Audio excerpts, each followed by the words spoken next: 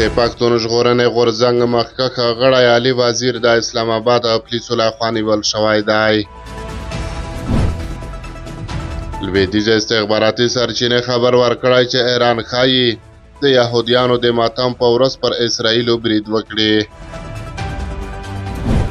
سلام ستړي مشئ پام وکړئ د ایران ټي وي یوټیوب چینل څخه دوه تازه او مهمو خبرونو ته. د پښتون ژغورنې غورځنګ مخکښ غړی علي وزیر د اسلام آباد پولیسو لخوا نیول شوی دی.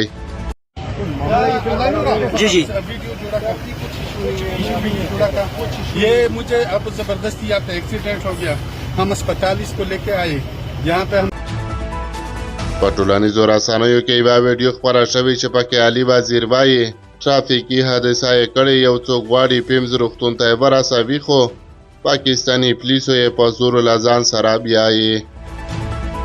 پیمز اسلام آباد کې هغه روغتون دی چې ګیلامن وزیر پکې له ټپي کېدو وروسته ساه ورکړه. د اسلام آباد پولیسو د علي وزیر د نیول کېدو په تړاو رسما څه نه دي ویلي، خو دا په داسې حال کې ده چې د پښتون ژغورنې غورځنګ مشر منظور احمد پښتین 11 اکتوبر د کامې عدالت ورځ ټاکلې ده. بلخوا د یاد غورځنګ غړو د علي وزیر نیول کېدل غندلي او ویلي دي چې نوموړی نامعلوم لوري ته وړی دی. وروستی خبره ده چې لویدیځې سرچینو خبر ورکړی چې ایران ښایي د یهودیانو د ماتم په ورځ پر اسرائیلو برید وکړي. لویدیځو استخباراتي سرچینو سکای نیوز عربي ته ویلي چې ایران پلان لري چې د اګست په 12 او 13 د یهودیانو په تاریخ کې تر ټولو بده ورځ یا هم تشابیه او نیټو پر اسرائیلو برید وکړي.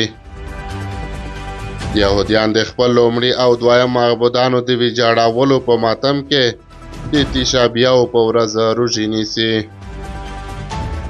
د ایران د اسلامي جمهوریت مشر علي خامنه‌ای مخکې خبرداری ورکړی چې اسرائیل د اسماعیل هنیه د وژلو سره د ځان لپاره د سخت سزا زمینه برابره کړې ده. نیویارک ټایمز ورځپاڼې هم راپور ورکړی چې علي خامنه‌ای امر کړی چې د هنیه د وژلو په غچ کې د اسرائیل په مستقیمه توګه په نښه شي.